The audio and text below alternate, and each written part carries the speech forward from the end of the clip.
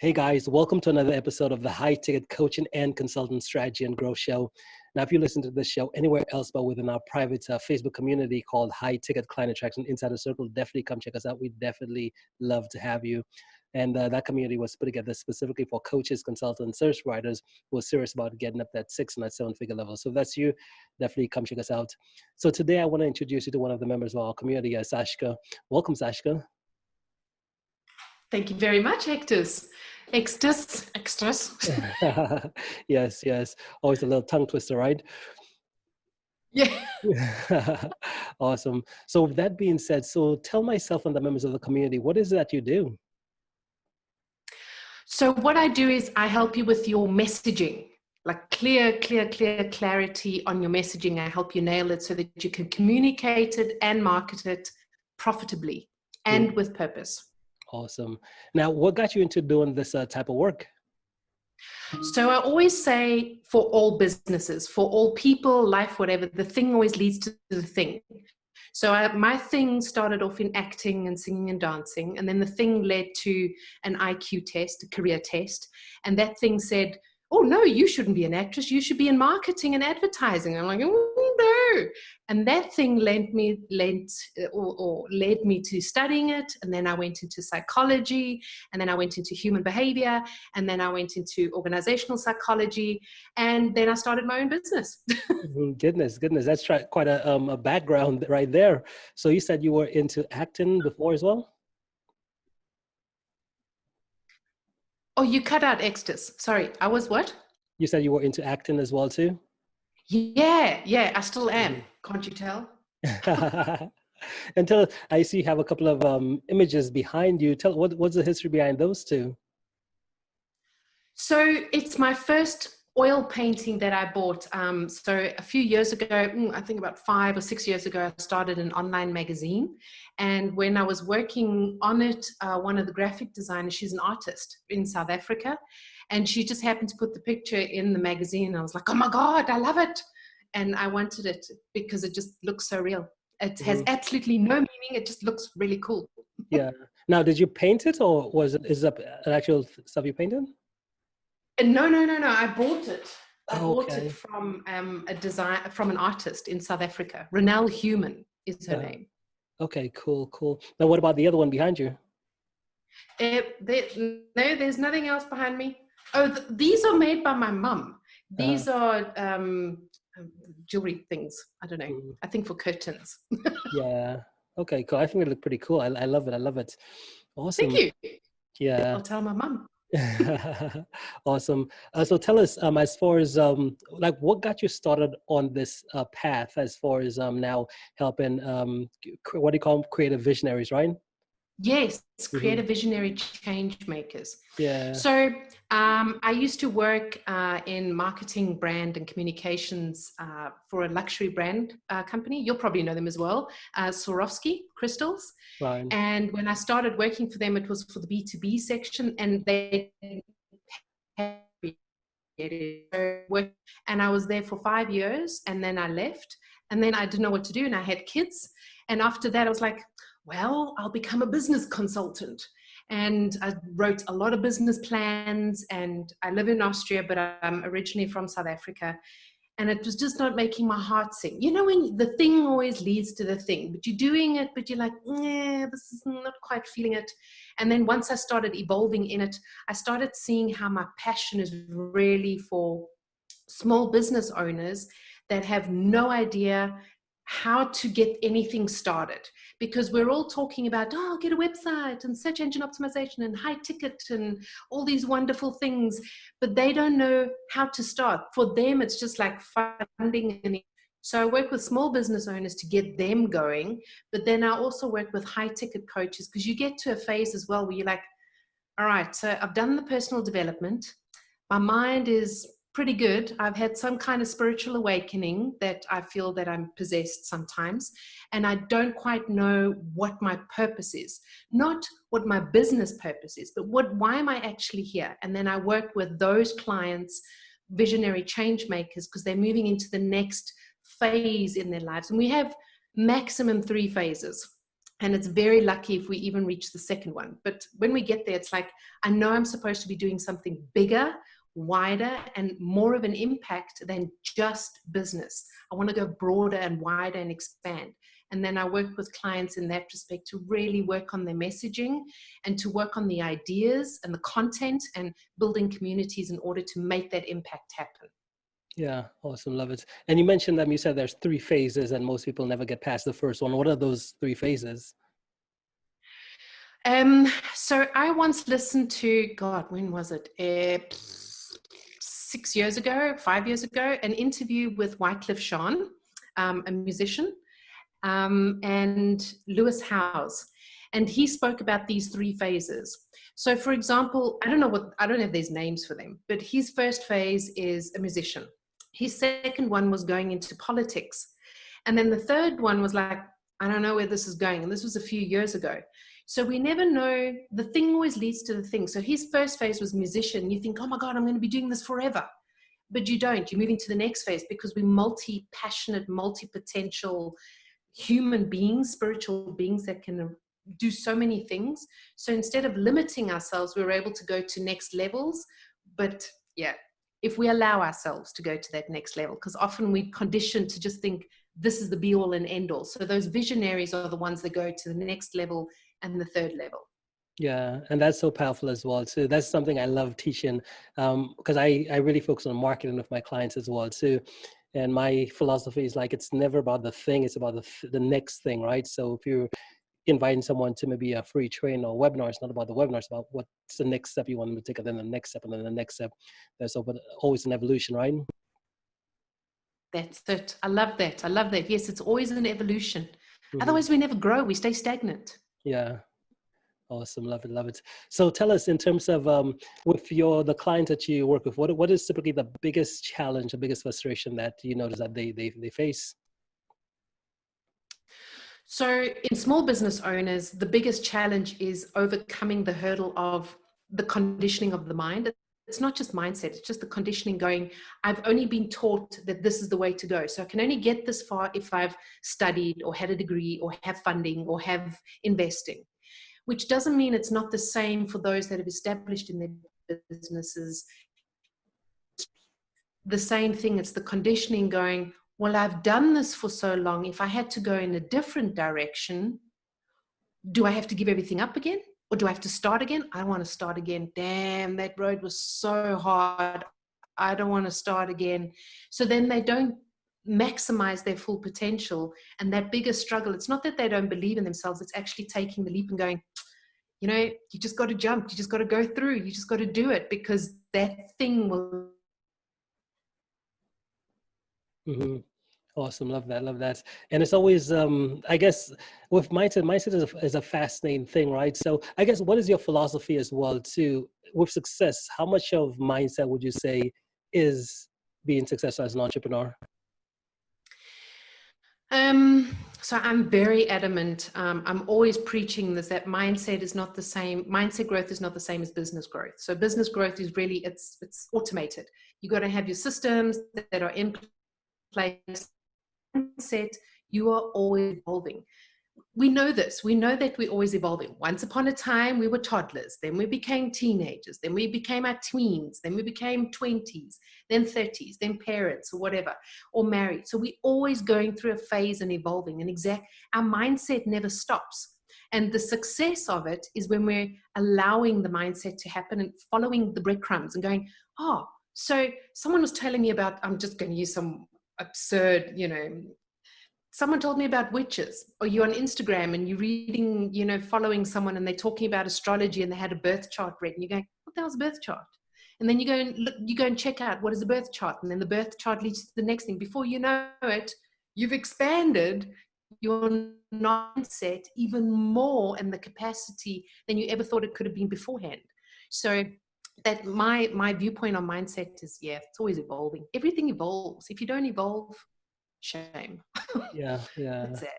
Yeah, love it. So what would you say is your big thing, right? Your big idea? I know everyone, as we go through on our life and on our business, just in our journeys, we all evolve as well too.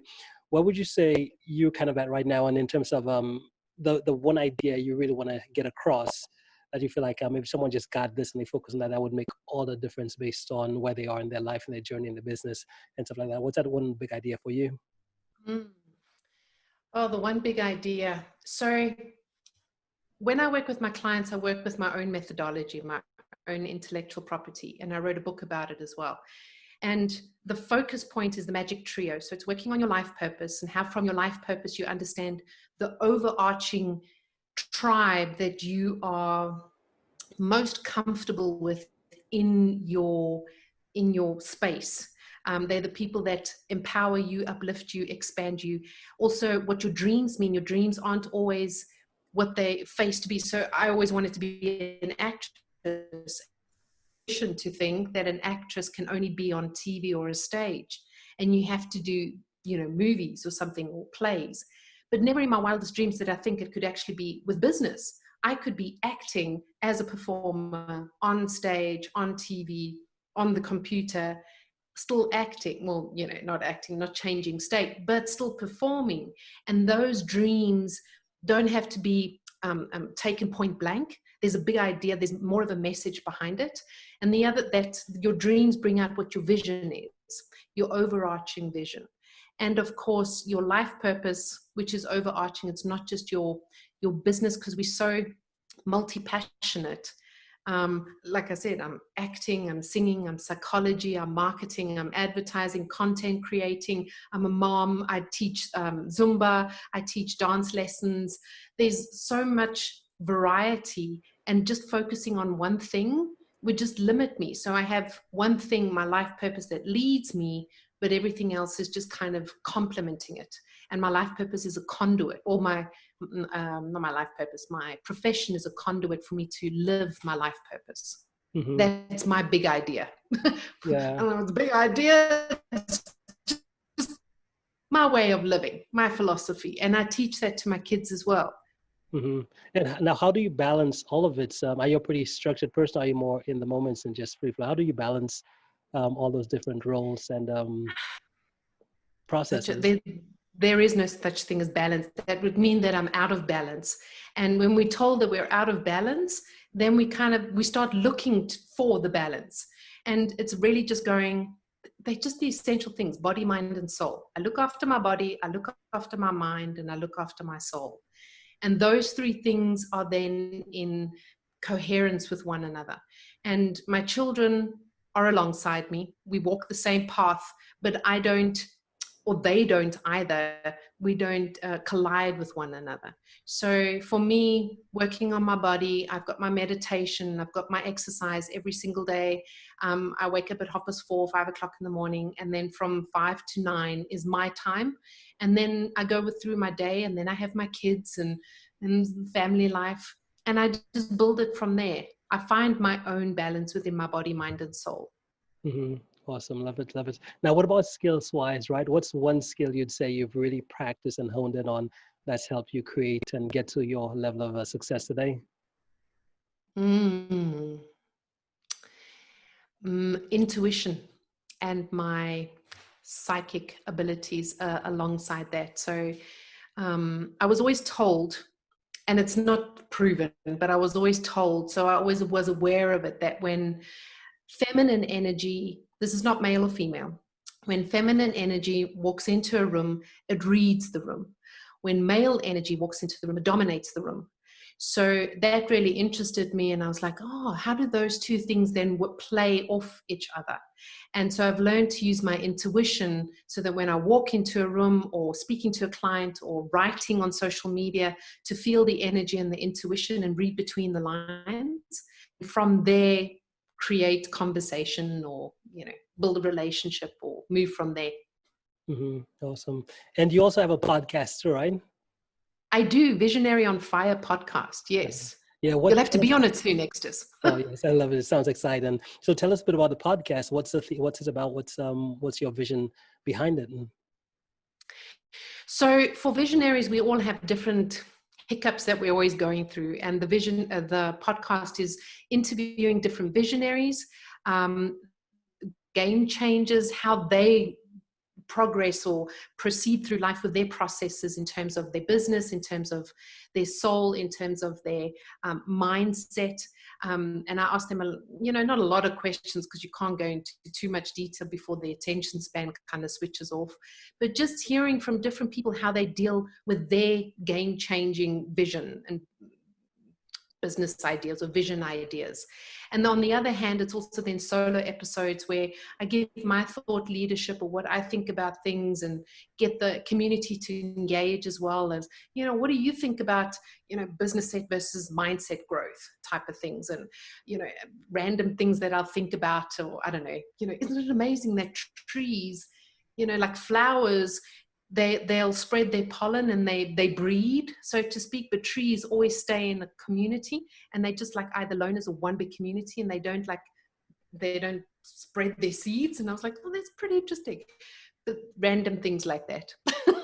Just expanding and thinking out of the box and being curious. That's really important on Visionary on Fire podcast. Yeah, awesome. Now, as you, because I know a lot of the members of our community as well too, they're at a place where some of them, they haven't really started the business yet and they want to get started. They want to get into whether it's coaching, consulting, helping others. Do you have any advice for someone who's like, because I know that's typically the biggest one, which is someone saying, I want to do this, but then they're just sitting on the sidelines, right? They're taking forever to just get started. What one piece of advice could you share that could help that person who might be listening to this saying, you really should start my business? What's that one piece of advice you could share? Oh, I love that, Extus. 2 pieces of advice. So the first one is done is better than perfect. And the second piece of advice is, and even though I do this is like my business, is when you're starting off or you're on the sidelines and you're looking at different things, is don't focus on the website. Don't focus on the visual branding. Don't focus on the SEO, different 1,001 shiny objects of programs and courses or whatever. Get focused on who is your audience, what are you going to be offering them, and how to sell. If you cannot sell your idea, you cannot sell it, all you're doing is just having a hobby.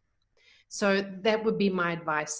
Done is better than perfect. Know really inside out who's your audience, how you're going to communicate to them, what are you going to sell them, and how you're going to sell it to them. Yeah. And that's so important. I love the one where you know your audience, right? Because I know most individuals, when they do start their business, they do every single thing, build every website, funnels, every single thing. And then when you ask, well, who are you trying to sell to? Who's that target audience for you? And they have no idea. It's like, well, it's just anyone who wants this thing here. It's like, what? Right?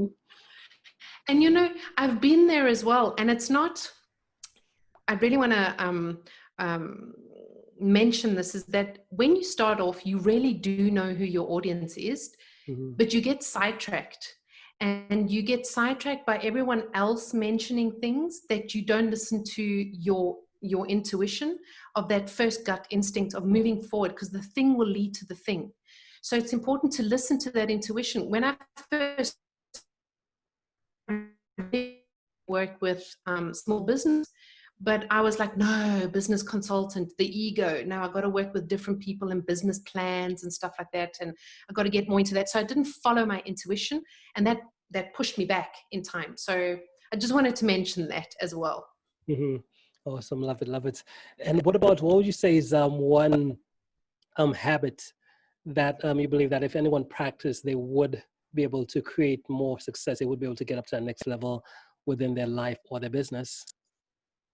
One habit. I think the one habit for myself that I have learned is nobody can love you as much as you love yourself. The trick is that we don't know how much we love ourselves. So the habit is to get into the habit of understanding and feeling into how much do I really love myself. Because when you love yourself, you'll be disciplined in you'll be disciplined in feeding your body with the food that it intuitively needs. You'll be loving yourself enough to listen to people, listen to audiences, listen to your intuition. So when you learn to love yourself, everything else kind of falls into place. That's the habit for me. Yeah, good, love it. What about next question becomes in terms of because I know as entrepreneurs we always have these really big insights every so often.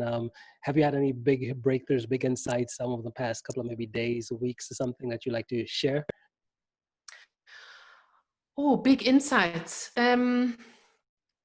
Just things that I've been seeing, like for example on TikTok or something to that effect. There's been lots of messages. Obviously 2020 is the year of the awakening, and what I found really interesting, it's the year of Aquarius, and it's the rebel energy, and not what was previously, I can't remember what it now, the dad energy or something to that effect, where it's the top down power, but the rebel energy where we're all coming together as a community and we're all wanting to create a new movement forward.